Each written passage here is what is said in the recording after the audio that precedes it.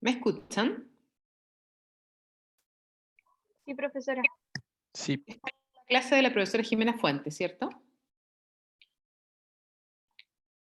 ¿Es así? Sí. Ya, perfecto. Tenía que avisar que está todo bien. Mm,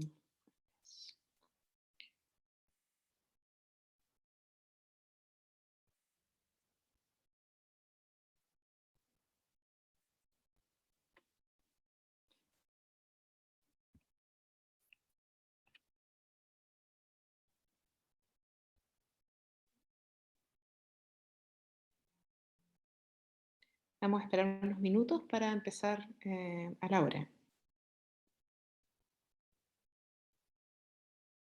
Hola, Scarlett. Hola a todos Hola, que buenos están días. con nosotros en cámara.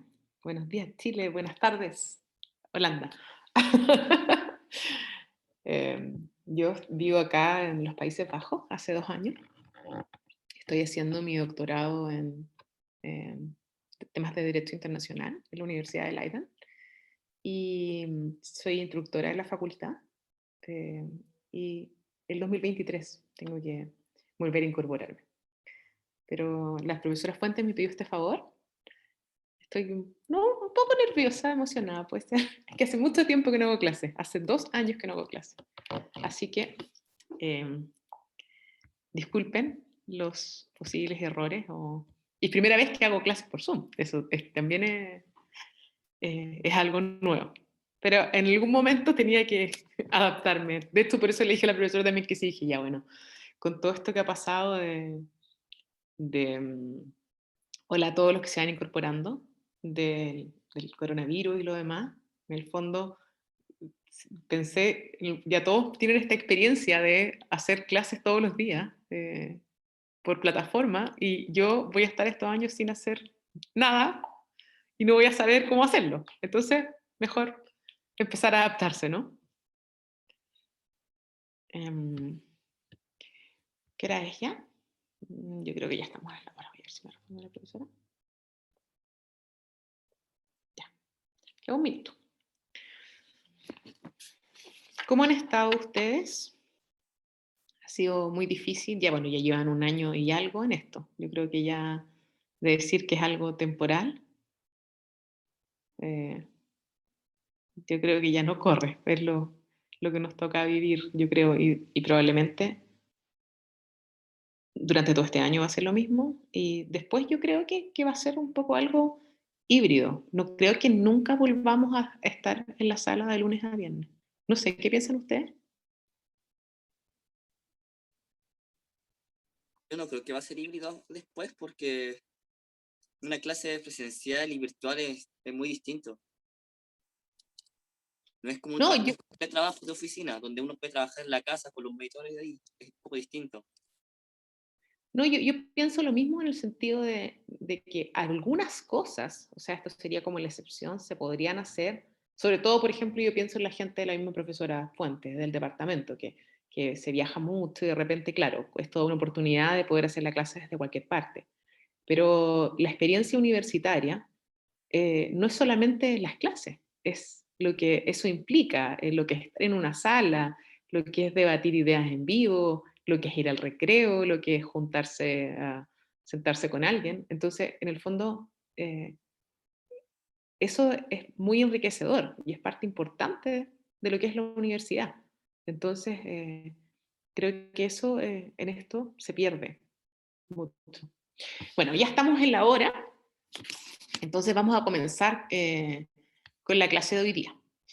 Entiendo que lo que nos corresponde ver hoy día es el elemento subjetivo de la costumbre internacional, que es la opinio juris. Antes, ustedes entiendo con la profesora, vieron el elemento objetivo, que es que la costumbre en el fondo tiene que ser una práctica, ¿cierto? Que sea constante, generalizada, uniforme, para que pueda constituir una costumbre. ¿Quién quiere aportar algo de la clase pasada o algo que que les haya quedado de lo que conversaron con la profesora Fuente. Algo que les haya quedado dando vuelta y que diga, ah, mira, qué interesante esto. ¿Alguien? Yo tenía como una pequeña duda si alguien puede forzar una costumbre constantemente o habrá como un límite de decencia. Por ejemplo, Estados Unidos forzó la costumbre del mar territorial. Lo que pasa, claro, viene esto de la declaración Truman, pero en el fondo eso lo podemos discutir a lo largo de la clase, porque hay una cierta crítica también al derecho internacional con esto de la costumbre, porque se dice, ¿cierto?, que el derecho internacional es aristocrático. Porque nosotros decimos, cuando vemos la Carta de Naciones Unidas, que todos los estados son iguales, ¿cierto? Pero si uno va más a la teoría, más que del derecho internacional, que es el deber ser, de las relaciones internacionales, que es el ser, ¿cierto? Como los estados realmente se comportan, uno ve que hay estados que en cierta forma pesan más que otros y que tienen más influencia que otros. Y entonces uno ahí podría decir, es más fácil para esos estados, como tú lo pones en términos de forzar, yo no lo pondría en términos de tanto forzar, porque eso es como sería coacción, ¿cierto? Y generalmente no vamos a llegar a la coacción física, pero quizás hay otros mecanismos, uno no sabe, no sé, desde económicas, cómo funciona el mundo realmente, que haga que esas intenciones de esos estados, que ellos, como tú dices, quisieran que algo fuera costumbre, que prevalecen más. Y esto crítica se dio mucho en los años 60 y 70, o después del periodo de descolonización, porque estos nuevos estados decían, oigan, si esto se me va a mí imponer como costumbre, yo ni siquiera participé en su formación. No tuve, yo soy un estado, cierto, ahora independiente, y yo no tuve ninguna posibilidad de decir que esto me podía a mí ahora traer problemas en lo que yo quiero para mi estado, ¿cierto? Como estado soberano, porque no porque yo no haya estado en la formación no se me va a aplicar, ¿cierto? Y entonces esa es una cierta crítica que se dio principalmente por esos estados, pero tampoco después profundizó mucho, pero si uno me pregunta por qué no profundizó mucho también, es porque, por la misma lógica, porque los otros estados que eran más preponderantes, en el sentido de que tienen más peso internacional, siguió la misma estructura en el derecho que nosotros vemos desde la estructura después del 45, ¿cierto? Entonces, en ese sentido, su comentario es interesante porque, si bien uno en el papel podría decir que no, sí se dan estas cosas. Pero también podríamos decir que puede pasar que un grupo de estados que sea, digamos, que no tengan tanto peso, se unan, ¿cierto? Que esto va a ser como a lo mejor la excepción, y digan, no, nosotros queremos que esto sea base a una costumbre internacional. Y ahí podríamos poner el caso, por ejemplo, del tema de las 200 millas, ¿cierto? Que los estados tuvieran esta zona económica exclusiva. Y eso fue primeramente algo que los estados, digamos, que eran no las potencias mundiales, se unieron, o sea, de África, estados de Latinoamérica, para que esto fuera así. Después de hecho, eso cristalizó en la Convención del Derecho del Mar. Pero llegamos a lo mismo porque a pesar de que los otros estados a lo mejor estaban renuentes al principio, después dijeron, ah, pero quizás a mí también me conviene. Entonces siempre va a estar ahí eso en juego. Es parte de lo que uno tiene que tener esta mirada también más amplia, ¿cierto? No solamente de lo que dice, y ustedes, la mirada no solamente en el derecho tienen que tener esa mirada amplia, en los factores que no solamente jurídicos que juegan, sino los factores sociológicos que están detrás de esto. Bueno, entonces, ya, ¿alguien tiene otra duda, otro comentario de lo que estamos hablando? Ya. Yo espero que comenten harto y digan algo porque me gustan estos cursos de la profesora Jimena Fuentes porque yo sé que están todos muy interesados en aprender. Y uno nota eso de repente dependiendo del curso.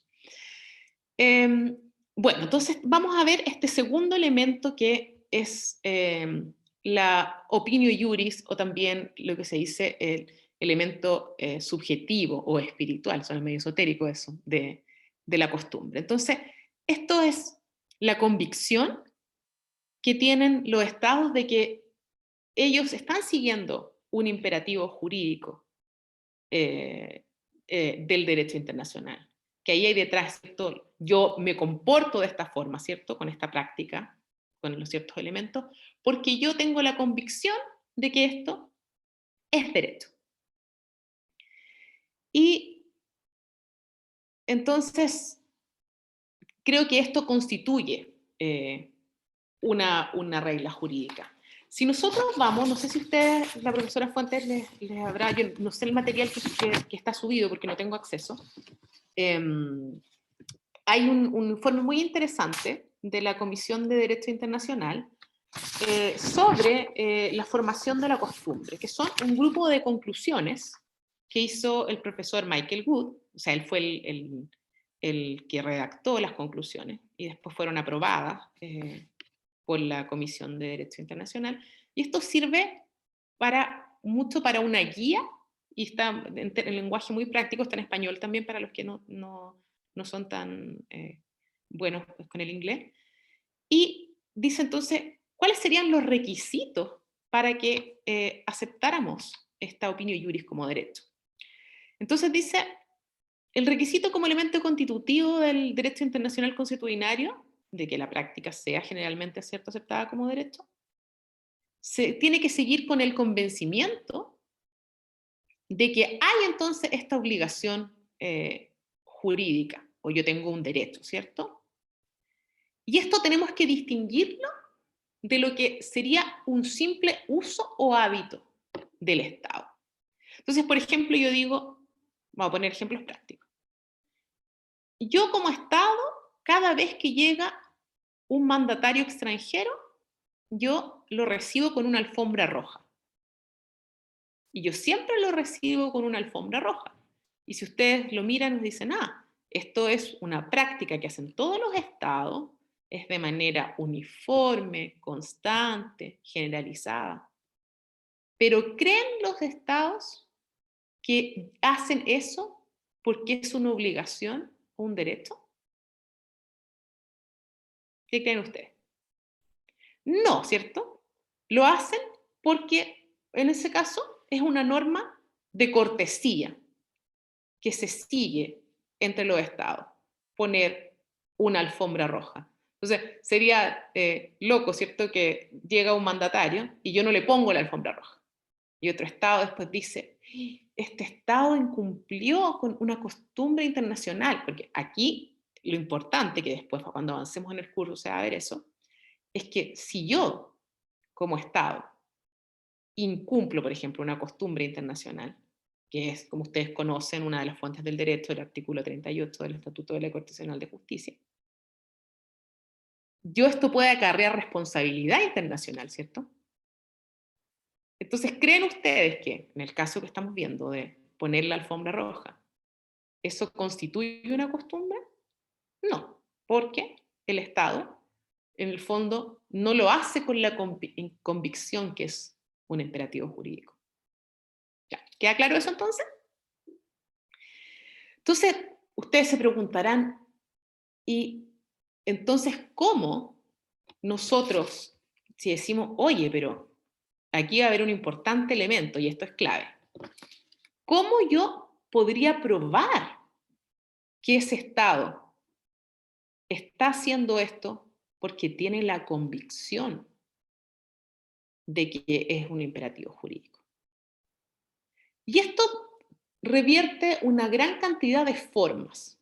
Y ustedes a lo mejor, si les gusta el derecho internacional desde antes, han seguido a lo mejor algún juicio ante la Corte Nacional de Justicia y ustedes ven que los estados así entran unos mamotretos con pruebas, ese aquí yo vengo a probar que este estado hacía esto porque tenía la costumbre de hacerlo. Entonces, yo voy a probar con muchos elementos, digo, aquí el Estado, mire, aquí están las declaraciones públicas que se hizo este Estado en este cierto foro internacional. Aquí hay publicaciones oficiales del Estado donde él dice que esto es así y esto es lo que el Estado de Chile, por ejemplo, cree que es una costumbre internacional. A lo mejor también documentos internos del gobierno, dictámenes de tribunales nacionales, que diga, ah, mira, aquí esto es derecho que las Cortes aplican y este Estado es su costumbre. También lo que digan en alguna disposición de un tratado. Ustedes dirán, ah, esto es derecho convencional, pero a lo mejor el Estado no es parte de ese tratado y él lo sigue como costumbre, ¿cierto? A lo mejor hay una resolución de Naciones Unidas que el Estado dice, ah, yo voy a seguir lo que dice esa resolución, porque yo creo entonces, ¿cierto? Tengo la convicción de que ese es un imperativo jurídico. Imagínense una resolución, por ejemplo, de algo que no esté codificado, a lo mejor en un tema de migración, que yo digo, no, para mí, yo como Estado sé que la gente de Venezuela está en una situación muy precaria y yo no le voy a exigir todos los requisitos que hay una persona para que llegue a los refugios. Yo por el solo hecho de ser venezolano y de que venga arrancando, yo, estamos imaginando, ¿cierto? Yo lo voy a recibir. Entonces hay una resolución de la OEA, por ejemplo, que dice eso. Y entonces el Estado dice, yo firmé esa resolución, yo fui activo en el debate, o alguien que quiere imponérselo, digamos, al Estado como costumbre para aprobarlo, ¿cierto? Y yo por eso es que aplico esto, y yo creo que esto es un derecho por los derechos humanos de esas personas, etc. Podría ser, ¿cierto? También, para aprobar. Y, como digo, en una conferencia, ya sea una organización internacional o en una conferencia intergubernamental, imagínense algo, no sé, como la OIT, como la Organización Internacional del Trabajo, donde comparecen, ¿cierto?, los gobiernos, o una conferencia, o sea, sí, es una organización internacional, pero podría ser alguna conferencia. Por ejemplo, algo del cambio climático, que se dé una prueba de cómo fue la actuación de este Estado en la COP25 o en todas las COP, porque 25 porque es la número 25, ¿cierto? En todas las COP, que ese Estado siempre fue esto constituye para ese grupo de Estado, ¿cierto? Constituye esto ya una costumbre internacional. Y esto, no sé si han visto ustedes el concepto de Stoppel. Es difícil que un Estado, el Stoppel es un concepto que cuando un Estado ya, en el fondo, si se comprueba que eso él lo hizo como por una convicción de que era un imperativo jurídico y que era una práctica generalizada y uniforme y constante, es como que no puede volver atrás, porque el Stoppel dice, ah, pero eso él ya lo hizo de esa forma. Eso es más o menos lo que es en simple concepto del Stoppel. Bueno, entonces, esta práctica, digamos, a lo largo del tiempo, puede servir como prueba de que lo acepta como un derecho. Pero hay algo interesante que se habla en estas conclusiones de la Comisión de Derecho Internacional, porque dice, siempre que el Estado esté en las condiciones de reaccionar y que las circunstancias exijan una reacción. Entonces, un Estado podría demostrar, y eso tiene que ver también con cosas, por ejemplo, uno dice, oye, ustedes leyeron, por supuesto, el caso de la plataforma Continental. Se dan cuenta que ahí en un momento la Corte habla de la cantidad como de tiempo que había pasado cuando se había aprobado, ¿cierto?, el tratado que se invoca. Entonces, si esto es una norma, por ejemplo, que lleva poco tiempo, podría decir, ah, pero el Estado ni siquiera tuvo tiempo de reaccionar a decir que esto era, a que demostráramos que este Estado estuvo silente, no sé, un año, estoy inventando, ¿cierto? ¿No será muy poco? ¿En qué condiciones estaba ese Estado? Si yo le quiero aplicar una costumbre internacional a lo mejor a Siria, que tiene unos problemas internos enormes, tiene problemas de guerra civil. ¿pudo ese Estado a lo mejor reaccionar ante esta costumbre que internacionalmente se estaba formando? Entonces, eso también es importante. O sea, siempre aquí nosotros tenemos el marco teórico, pero la prueba aquí es clave. Poder probar que la prueba de la costumbre, digamos, es muy difícil, porque se toman cada prueba con mucha cautela. Eso es en cuanto a la prueba de la costumbre. Si nosotros vamos ahora al texto por ejemplo, de la plataforma continental, y esto es algo que de hecho ayer yo discutía con la profesora Fuentes, cuando me pidió que le hiciera la clase. Aquí se da una cosa un poco loca, porque uno dice el Estado actúa de esa forma porque tiene la convicción de que es un imperativo jurídico, ¿cierto? Pero en general cuando los Estados si actúan de una cierta forma, a veces incluso los Estados actúan de una forma que ni siquiera va de acuerdo con el derecho internacional, ¿cierto?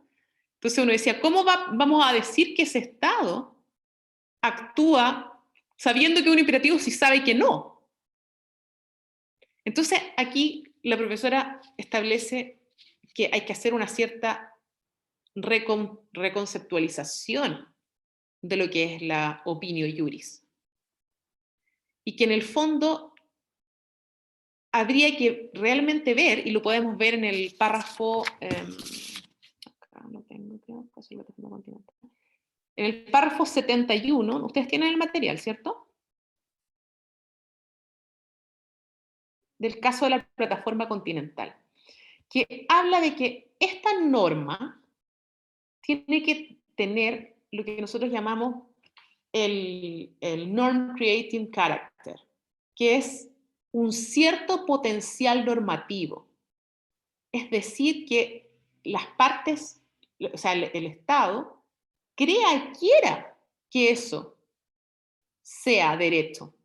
Entonces, si leemos el párrafo 71 del caso de la plataforma continental, vemos que dice, en la medida en que esta tesis se basa en la idea de que el artículo 6, ¿cierto? Que es el que habla del tema de la equidistancia, de la Convención, ha tenido la influencia y ha producido el efecto transcrito, implica claramente que se considera que dicho artículo, como una disposición normativa, Norm Creating Provision, ha servido de base o de punto de partida de una norma que, siendo puramente convencional o contractual en su origen, posteriormente se habría integrado en su conjunto en el derecho internacional general y sería en la actualidad aceptada como tal por la opinio juris, de manera que habría llegado a ser obligatoria, incluso para los países que no son ni nunca han sido partes de la Convención.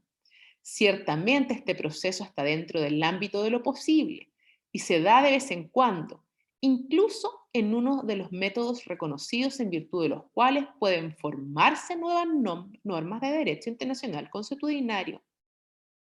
Pero también no hay que considerar que dicho resultado se alcance con facilidad. Ese es el párrafo 71 de la sentencia de la Corte Internacional de Justicia en el caso de la plataforma continental. Entonces, ustedes ahí pueden ver que no es cualquier cosa, como mirábamos un poco, ¿cierto? Bien simple el caso de la alfombra roja, sino que tiene que esa norma tener un potencial normativo y que los estados, y que es, digamos, que los estados tengan esa voluntad de que se convierta en derecho. Podemos ir a un ejemplo más complejo. Ustedes saben y habrán escuchado que en el mundo existen no sé cuántos, miles de tratados sobre el tema de la extradición, ¿cierto? Que es un tratado que permite, que opera en temas de derecho penal, que cuando una persona de un Estado que ha cometido un delito según la jurisdicción de ese Estado, otro Estado, ¿cierto?, lo pueda reenviar a su Estado para que sea juzgado, ¿cierto? No sé, a lo mejor pensemos un caso simple. ¿Se acuerdan del caso de Rafael Garay? ¿Estaba dónde? ¿En Rumania? En Sí. Rumania, ya. Entonces, y de hecho hay algunos incluso que ni siquiera hay tratado, ¿cierto? Hay reciprocidad, se aplican normas de reciprocidad. Entonces, nunca el derecho internacional se ha dicho, oye, pero este tema de la extradición es un derecho internacional consuetudinario. Así que todos tienen que, tú tienes la obligación, cumpliendo los requisitos, ¿cierto? El tratado en general dice, bueno, que sea la conducta punible en los dos estados, ¿cierto? Una doble incriminación, que tenga una cierta penalidad de un cierto tiempo, parece más de un año, que existan ciertas pruebas, ¿cierto? Indiciarias de que esta persona cometió los delitos de los que se acusan. Entonces uno diría, bueno, entonces sí, esto es derecho constitucional. Pero no. Y uno pensaría, ¿cuál es la clave de pensar por qué no esto es así? Y es a lo que estábamos haciendo referencia. Que esa norma a lo largo del tiempo nunca ha tenido este potencial normativo, porque los estados siempre han querido reservarse esa materia para tener amplio margen aún interno para poder decidir o no sobre temas de extradición.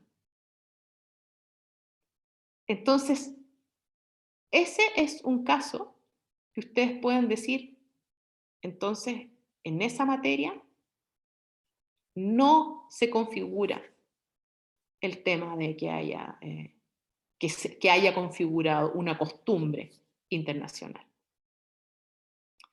Y podríamos, yo pensaba también ayer, después de hablar con la profesora, si nosotros lo vemos ahora en temas migratorios, pasa algo similar, porque hay, por supuesto, declaraciones internacionales del tema del derecho a inmigrar o lo que sea, pero aún es un tema que los estados soberanos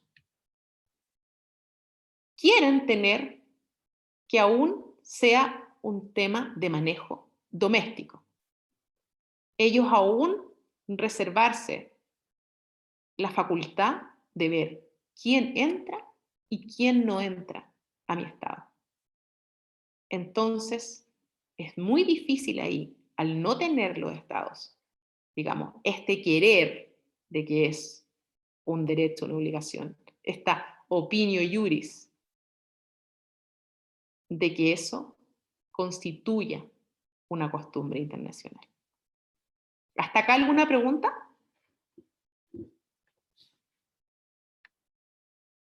¿Algún comentario que les surja el tema? Sí, a mí me quedó una duda de un poquito más atrás cuando se dice que siempre que el Estado esté en condiciones de reaccionar y que las circunstancias exijan una reacción. ¿Ya? No me quedó muy claro, o sea, ¿eso es una condición para que una práctica constituya costumbre? O sea, yo me estoy guiando por las conclusiones de la Comisión de Derecho Internacional, que uno podría decir, son generalmente seguidas, porque es una comisión que pertenece a Naciones Unidas, que tiene miembros de distintas partes del mundo. Entonces uno podría decir, sí, tiene una cierta validez lo que esta comisión, sobre todo si son conclusiones que ya fueron aprobadas por ellos, y entonces él hace hincapié en que, como dijimos, el Estado en el fondo esté en condiciones de reaccionar y que las circunstancias exigieren una reacción. Entonces yo podría decir que sí, que en el fondo para probar, porque estamos ya en el elemento de cómo yo pruebo la formación de la opinio iuris, tendríamos que decir que sí, que tendríamos que probar que el Estado pudo tener esta reacción. Estoy aquí buscando en específico porque estas conclusiones tienen algunos comentarios, entonces en el comentario de ahí yo creo que hay algo que nos podría dar más luces sobre lo. Son muy interesantes estas. ¿Ustedes tienen este material subido? Sí, sí lo tenemos. Pero en inglés. Ya, yo voy a ver si se lo subo en español, incluso está el comentario más largo, pero lo puedo sacar en PDF, el extracto, donde están estas normas comentadas. Y la verdad es que son muy, muy útiles, porque están en un lenguaje muy simple. Aquí está la conclusión 9.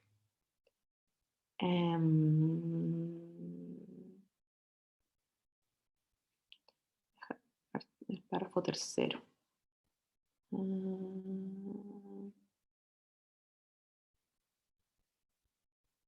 un segundo. Conclusión 9. Conclusión 10.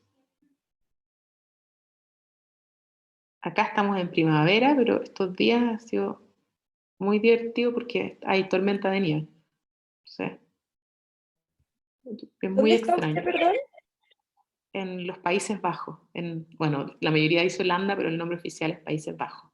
Ujú. Pero como digo, es muy extraño eso. A ver, acá. En la conclusión 10.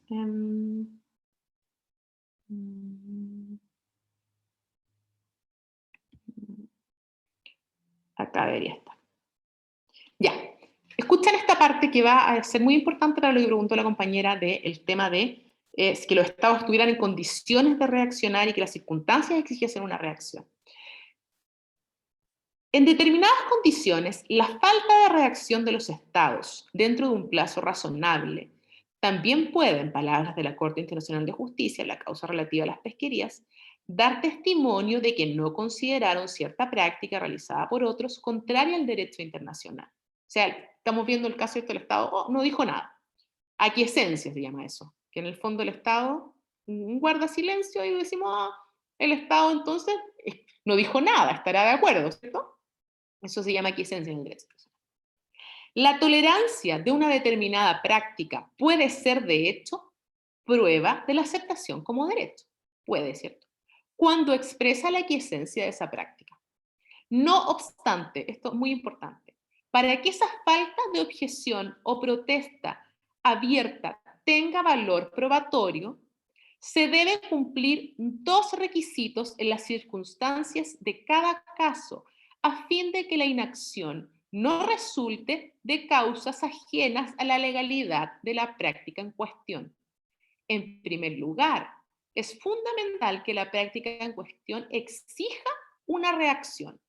Así puede ser, por ejemplo, cuando la práctica afecta, en general de manera desfavorable, a los intereses o los derechos del Estado, que no actúa o se niega a actuar. Entonces, por ejemplo, a ver, pensemos que puede ser un ejemplo de esto en la práctica. Si yo siempre he dejado que un Estado,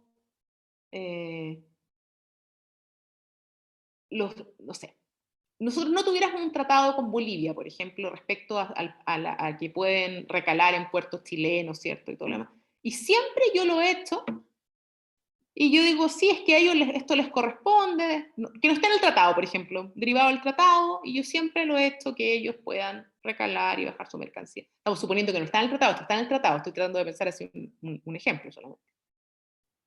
Y entonces, oye, ¿y el Estado nunca reaccionó?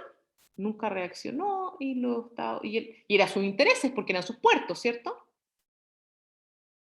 Y entonces yo probando las demás cosas, ¿cierto? Que el Estado decía sí, pensaba que era su derecho, en todas partes digamos, lo puso, sus tribunales reaccionaron así, el gobierno tiene prácticas así, entonces el Estado pudo haber reaccionado y no reaccionó, entonces prestó su aquiescencia, podría entonces haber hecho. En segundo lugar, la referencia a un Estado en condiciones de reaccionar significa que el Estado interesado debía tener conocimiento de la práctica, lo que incluye las circunstancias en que debido a la publicidad dada a la práctica se debe suponer que el Estado tenía conocimiento de ella, así como tiempo y capacidad suficiente para actuar, que es como les decía yo antes el caso del tiempo, ¿cierto? Que no vaya a ser que va a ser una cosa que lleva, no sé, un año, las cosas son largas, y capacidad, lo que yo les contaba, ¿cierto? En el caso de Siria, ¿cierto? Que podría ser que si el Estado no tenía ni siquiera la capacidad en ese momento para poder saber o llegar a reaccionar de esta práctica internacional. Volvemos a nuestro ejemplo de la supuesta recalada de los barcos, a lo mejor en el caso de Bolivia que trataba, no sé, en el caso de Perú. Imagínense que esto sucediera siempre, pero en la noche, no sé, estoy inventando, escondido, de repente. Entonces el Estado ni siquiera a lo mejor no pudo tener conocimiento de esto. No había publicidad, se hacía de manera furtiva. Entonces ahí es lo que es importante lo que la compañera pregunta. En los casos en que el Estado no conocía o no cabía esperar que conociera una determinada práctica, o no estuvo un tiempo razonable para responder, o no tuvo un tiempo razonable para responder, la inacción no puede atribuirse a un reconocimiento de esta práctica, que esa práctica estaba establecida o permitida en el derecho internacional consuetudinario. El Estado puede también explicar de otro modo su inacción. Entonces, lo que estamos viendo es materia meramente de prueba, de cómo yo pruebo si un Estado me está diciendo esto es una costumbre internacional y usted lleva todo esto, estos son todos sus actos, lleva todos estos años haciendo esto, y yo tendré que ahí, ¿cierto? Si yo creo que eso no es así, como defensa, decir, estos son elementos de defensa, digamos, ¿cierto? Yo en ese tiempo, o todo este tiempo, no tenía idea de esto, no pude reaccionar, no tuve la capacidad de reaccionar, esto estaba ocurriendo en mi país en ese momento, había a lo mejor, como dijimos, un total desgobierno, entonces se da esa posibilidad, entonces volvemos a que tenemos todas estas posibilidades, digamos, para que el Estado pueda decir que no era costumbre, y es muy difícil llegar a probar una costumbre. Y entonces, podemos poner como ejemplo, ¿tienen ustedes el material del caso de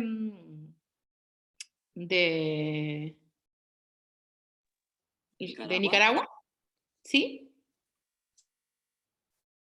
Entonces, Sí.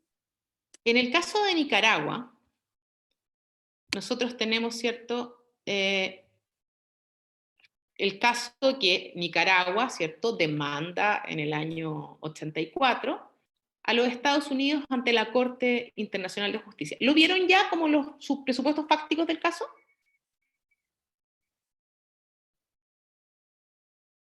¿Ustedes con la profesora, los presupuestos fácticos del caso fueron vistos en clase o los comento nuevamente? Según yo lo vimos, pero muy como por arriba, Ya. como lo básico. Entonces No estoy segura. no estaría mal si les comento los presupuestos fácticos, ¿cierto? O sea, para que recuerden cuál es el caso. ¿Están de acuerdo? Sí, sí, estamos de Ya. acuerdo. Ya. Entonces, dice que entonces Nicaragua acusa, este caso es muy famoso, imagínense, de los años 80 y todavía se cita en todas partes, es muy importante, así que léanse el material. Entonces, dice que Estados Unidos tiene responsabilidad internacional por las actividades militares y paramilitares que realizó en Nicaragua y en el mar aledaño. Entonces, específicamente, Estados Unidos dice, bueno, Nicaragua dice, atacó mis oleoductos, tenía naves patrullando en su mar, instaló minas en los puertos, violó mi espacio aéreo, armó, financió, equipó la guerrilla, ¿cierto? Lo que se llamó la contra nicaragüense, y apoya estas actividades militares y paramilitares en contra de Nicaragua. Entonces dice, esto viola, digamos, la Carta de las Naciones Unidas y el derecho internacional, el consuetudinario, y Estados Unidos dice que, pero Nicaragua, o sea, salió con otro argumento, dijo, bueno, pero Nicaragua hace lo mismo con el gobierno de El Salvador, apoya al gobierno, y entonces Estados Unidos dice, no, esto yo lo hago, es una legítima defensa colectiva. También el argumento no tan plausible. Pero Estados Unidos además dice algo importante, pero ¿sabe qué más dice? La Corte no tiene jurisdicción para ver este caso. Ustedes saben que los casos se ven en forma y en fondo, ¿cierto? Entonces dice, la Corte ni siquiera, la Corte Internacional puede ver este caso porque no tiene jurisdicción. Porque yo, Estados Unidos, hice una reserva. Las reservas las vieron, ¿cierto?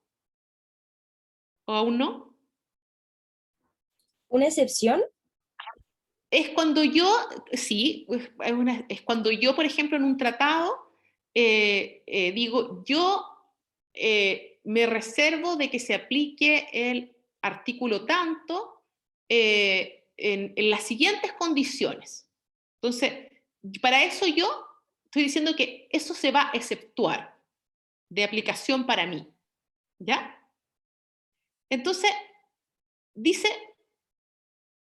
que Estados Unidos aceptaba la jurisdicción. Acuérdense que, bueno, después esto lo van a ver, pero es muy importante el consentimiento de los estados en el derecho internacional. Entonces los estados, para poder, no es llegar y que los estados, por ser parte de Naciones Unidas, acepten la jurisdicción de la Corte Internacional. Tienen que los estados aceptar, consentir, aparte que ellos aceptan la jurisdicción de la Corte de manera obligatoria.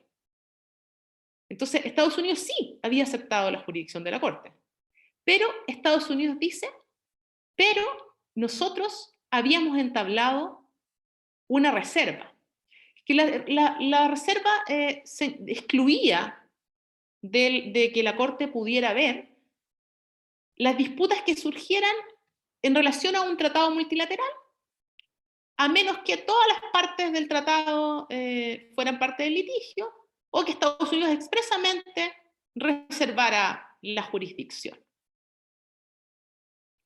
Y además decía que en el fondo, como les digo, la Corte no podía en esos casos ver, tener jurisdicción, digamos, por tratados multilaterales. Y la Corte, aquí yo creo muy sabiamente, por supuesto hay algunas críticas, dice, ¿sabe qué? Estados Unidos, usted tiene una reserva, ¿cierto? De que yo no puedo tener conocimiento de asuntos que estén en tratados multilaterales, porque recuerden que Nicaragua para esto se funda en la Carta de las Naciones Unidas, es la Carta de los Estados Americanos, el no uso de la fuerza, la no intervención, que son principios que están consagrados en estos tratados. Pero la Corte dice, bueno, está bien que se nombren esos tratados, pero Nicaragua no solamente habla del derecho convencional, que es el derecho de los tratados, ¿cierto? Estos principios no solo son parte de tratados, son principios ya del derecho internacional consuetudinario. Entonces, yo no estoy asumiendo, porque la Corte decide que tiene jurisdicción, no estoy asumiendo jurisdicción porque voy a revisar lo que dicen estos tratados convencionales. Yo tengo jurisdicción porque yo voy a aplicar estos principios como derecho internacional consuetudinario. Entonces, la Corte así entra a conocer de la causa. Y de hecho, Estados Unidos nunca más compareció en la causa, después se retiró y siguió en rebeldía el juicio. Y de hecho, la Corte dice, el hecho de que los mencionados principios reconocidos como tales hayan sido codificados o incluidos en convenciones multilaterales no quiere decir que ellos dejen de existir y de aplicarse como principios de derecho internacional consuetudinario, aun cuando se trate de países que son parte de esas convenciones. O sea, la Corte ve que los principios ocurren en paralelo, porque Estados Unidos era parte de esas convenciones, ¿cierto? Dice, bueno, usted me exceptúa de que yo aplique el derecho porque usted es parte y usted tiene una reserva, ¿cierto?, sobre los tratados multilaterales. Pero aparte usted como Estado, en su comportamiento, digamos esto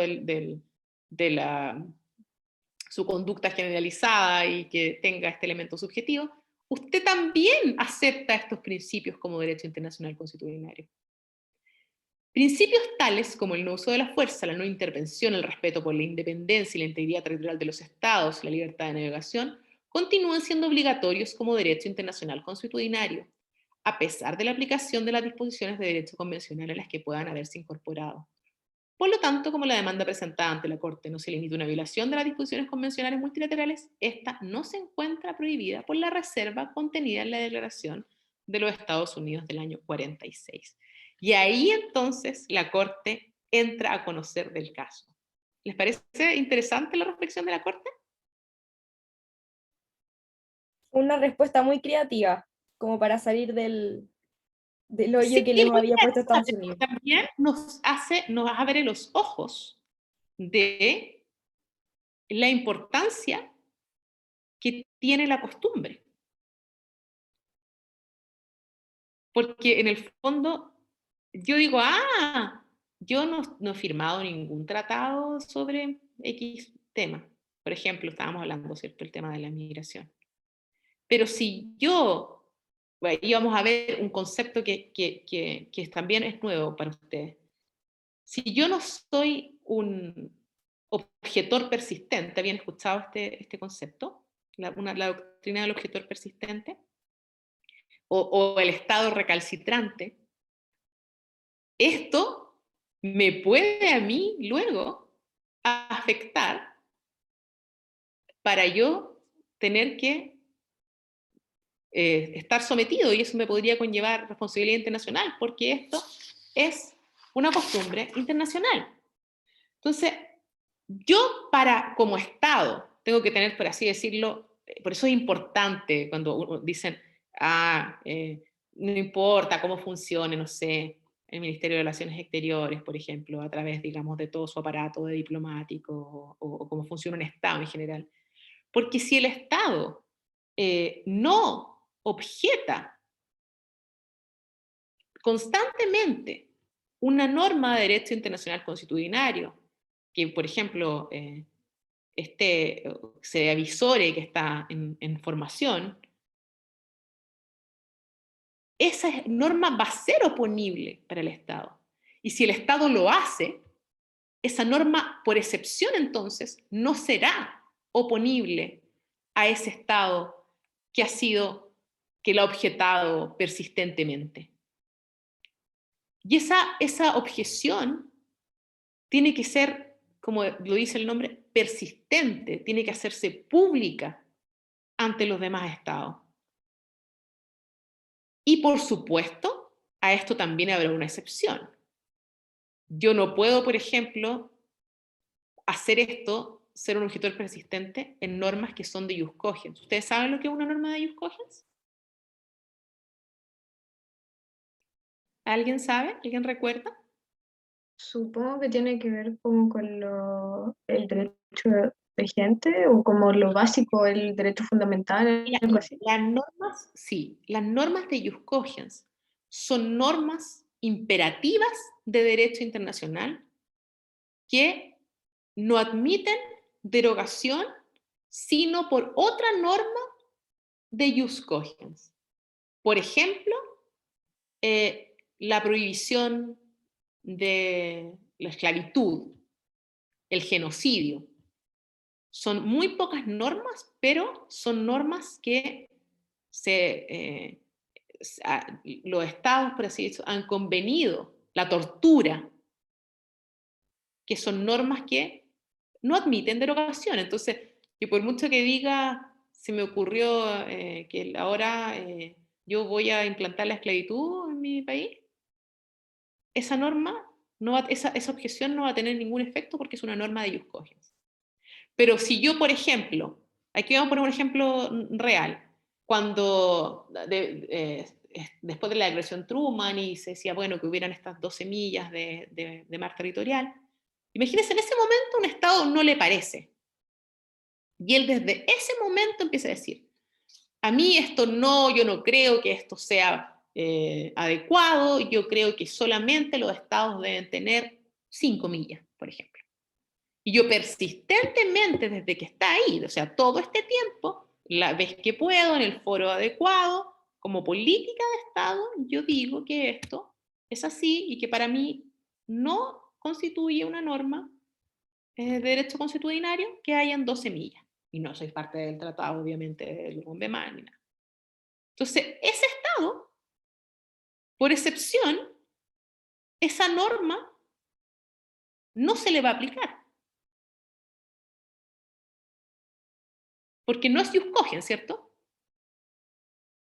Entonces el Estado, imagínense, no, ese Estado ahora no existe, pero imagínense ese Estado entra a un, no sé, a un lugar como mar territorial, sin pedir permiso, sin nada del Estado, y llega hasta la milla 6.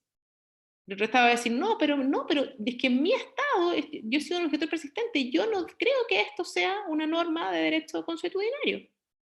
Podría, ¿cierto? En teoría. Porque fue un objetor persistente y tiene la manera de demostrar que él ha sido un objetor persistente.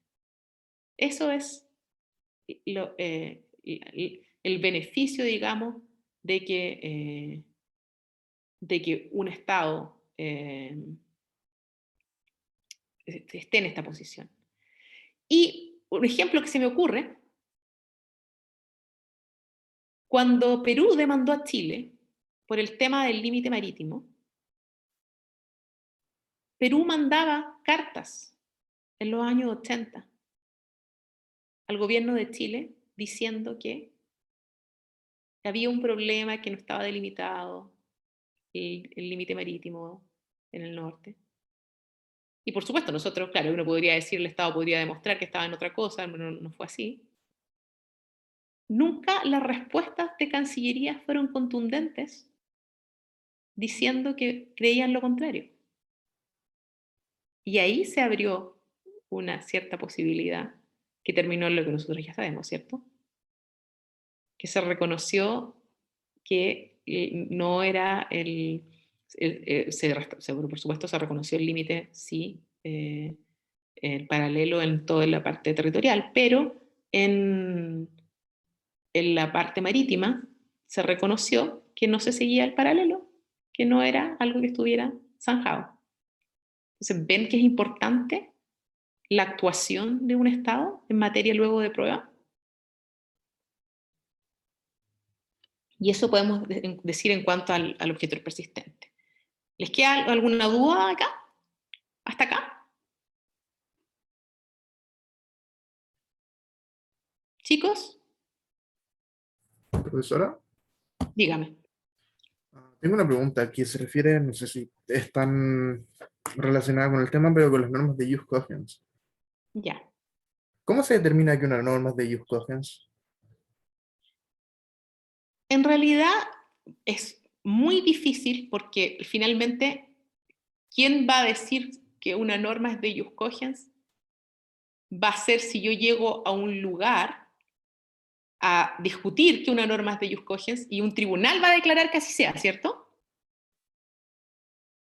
Pero en general, como esto del derecho internacional funciona desde lo que los estados digan, nosotros creemos que estas normas son de jus cogens, lo que tribunales digan y repitan, sí, porque estas son normas de jus cogens, y que los estados y que las decisiones de los tribunales internos digan, sí, pero que estos son las normas de jus cogens. Entonces, al final, hay por todos lados un reconocimiento que eso es así. Y de hecho, para que vea que no es tan fácil, uno de los temas que la Comisión de Derecho Internacional aún no termina de tratar es cómo reconocer las normas de jus cogens. Y a mí me tocó ir en el 2017 a Ginebra y participar, como oyente, por supuesto, en estos debates. Y ahí los profesores que fueron parte de la comisión, bueno, los profesores, diplomáticos, diferentes personalidades, eran debates súper arduos porque, por ejemplo, toda una mañana discutiendo si, cuando se hicieran estas directrices, había que poner una lista o no de las normas de jus cogens que existían. Y unos decían, sí, hagamos una lista para que entonces todos después digan, y puedan decir, esto está en la lista de lo que creyeron las personas de la Comisión de Derecho Internacional de Naciones Unidas. Y tú decías, no, no hagamos una lista, porque si hacemos una lista, si hay otra norma, la respuesta va a ser, no está en la lista. Entonces, ahí tenían que ver cómo lo iban a compatibilizar. Al final decidieron poner una lista que dijera que era ejemplificativo y que no constituía, que solamente esas eran las únicas. ¿Me entienden? Entonces, no es algo, son temas difíciles de luego... Va a ser un tema probatorio en el fondo. Porque hay profesores que llegan a cosas más locas y dicen, no, es que todas las normas de derechos humanos son jus cogens. Para poder decir, por ejemplo, que yo me exceptúo de aplicar otras, ¿cierto? Porque estoy aplicando jus cogens, podría ser. Entonces uno dice, bueno, pero ¿es jus cogens los derechos económicos, sociales y culturales? Si sabemos que los estados tienen diferentes, no sé, realidades económicas, como no sé, el derecho a la vivienda, el derecho a la salud, ¿eso es jus cogens, ustedes creen? Pero el derecho a la vida quizás sí. ¿Me entienden?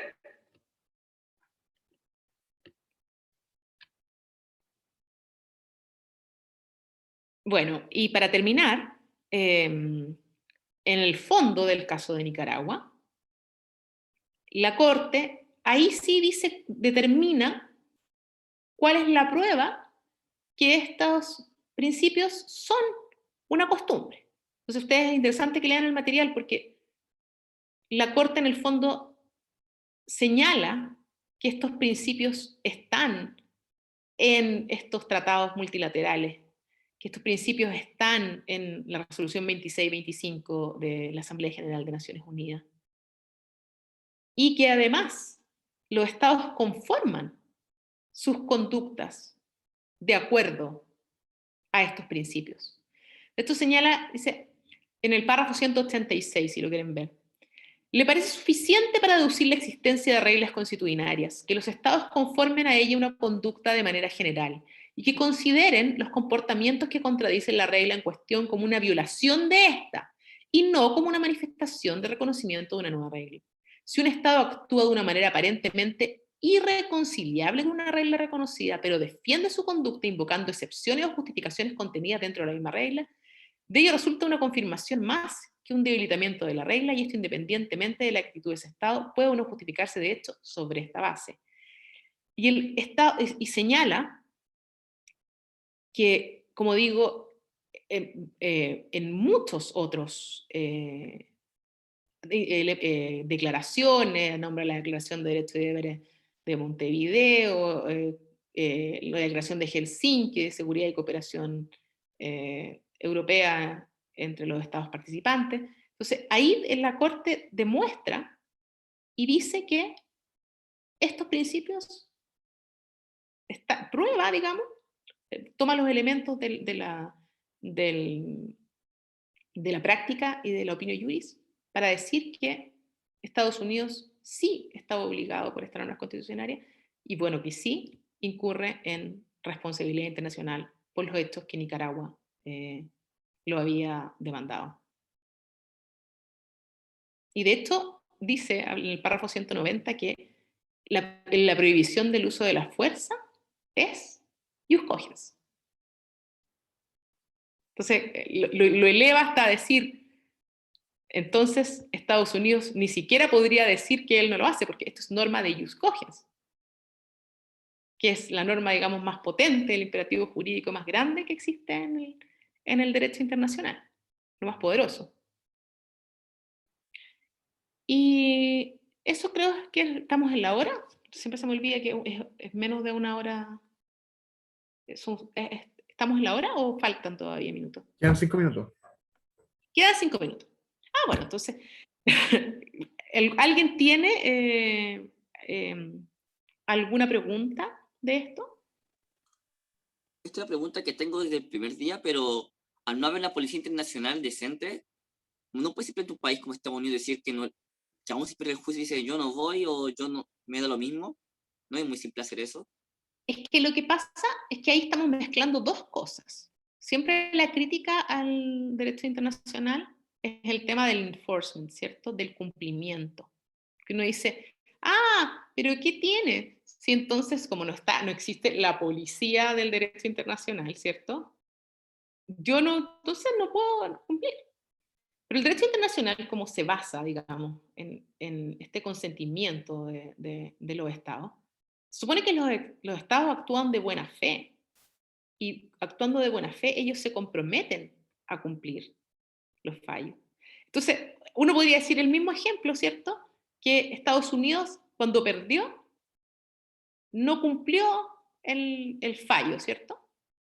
Y pasaron muchos años y entonces uno decía, mira, no cumplió el fallo, hasta que llegó un gobierno que era más afín, en el caso de Nicaragua, se llama la señora Violeta Chamorro, en los años 90, y volvieron a tener negociaciones diplomáticas y todo, y hubo una declaración de Nicaragua que dice que se da por satisfecho con el cumplimiento del fallo.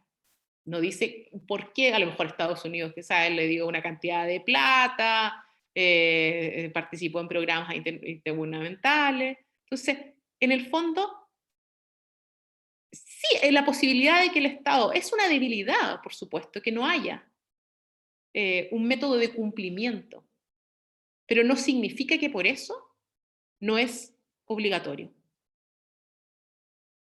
Porque también habla del Estado, de su prestigio internacional. Lo mismo podríamos pensar, por ejemplo,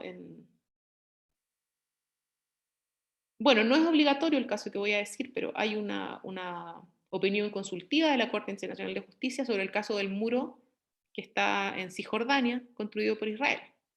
Digo, no es obligatorio, es una opinión consultiva. Y tampoco, ustedes ven que Israel no se apronta y dice que, y la opinión consultiva dice que ese muro viola el derecho internacional. Claro, no es obligatorio, ¿cierto? También probablemente si fuera obligatorio quizás tampoco lo cumplirían. Pero son casos que en el fondo uno dice, sí, es verdad, es una debilidad del derecho internacional. Pero la misma debilidad que podríamos ver como que usted tuviera una sentencia de que una persona le debe 150 millones de pesos y la persona no tiene el patrimonio de 150 millones de pesos. ¿No es obligatoria acaso esa sentencia? Es obligatoria. ¿Usted le puede cobrar a esa persona los 150 millones de pesos? No. Entonces son cosas que tenemos que aceptar. Existe una posibilidad, sí, de que pero nunca va a pasar, digamos, que el Estado lleve al Consejo de Seguridad de Naciones Unidas su caso de que este Estado incumple con esta sentencia y el Consejo de Seguridad determine que el cumplimiento a través a lo mejor de medios coercitivos. Pero ustedes bien saben que el Consejo de Seguridad está conformado con 5 estados que tienen derecho a veto, ¿cierto? China, Estados Unidos, Rusia, Francia, claro, Reino Unido. Ahí están los 5. Entonces, ¿usted cree que en este caso si Nicaragua hubiera ido al Consejo de Seguridad o otro estado? ¿Cuántas veces no ha tratado de tener una resolución Bolivia en el Consejo de Seguridad? Que ahí no tiene ninguna sentencia, porque Chile ganó el caso, de hecho, de la obligación de negociar. Pero tampoco, entonces, también tiene que ver con la estructura del derecho internacional. ¿Que es perfectible? Por supuesto. ¿Que es mejor que no tenerlo? También. ¿Alguna otra duda? Bueno, espero haber sido clara, de que no haberlos dejado con un poquito más de conocimiento de lo que es la costumbre internacional. Yo admiro mucho a la profesora Fuentes y sin duda mi clase no debe ser ni un 10% de lo que pueden aprender con ella, pero espero hoy día haberlo dejado bien informado sobre lo que es este elemento subjetivo de la costumbre. Así que eso, yo creo que dejamos la clase hasta acá. Alguien, si tiene otra duda, otra pregunta, bueno, me la puede hacer ahora o me puede mandar un correo también. Muchas gracias, profe, por la clase. Aprendimos harto. Que esté bien. Vean los Muchas materiales. gracias. Buena clase. La Buen clase día. sirve para aclarar cosas, pero siempre los materiales oficiales son muy importantes, porque es lo que dicen los mismos jueces, es lo que dicen los mismos, la doctrina más importante. Así que tómense el tiempo y esto les sirve mucho, obviamente, la clase sirve para abrir la perspectiva, pero hay que ir a la fuente. Un abrazo a todos. Que estén muy bien. Que esté bien. Chao, profe. Muchas gracias. Sí, Profe, gracias, cuídese. Que le vaya bien. Profe, ¿su correo está en Ucursos? Es pcortés, de Paula Cortés, @derecho.chile.cl. Ah, ya. Bueno, muchas gracias. Que esté bien. Hasta luego.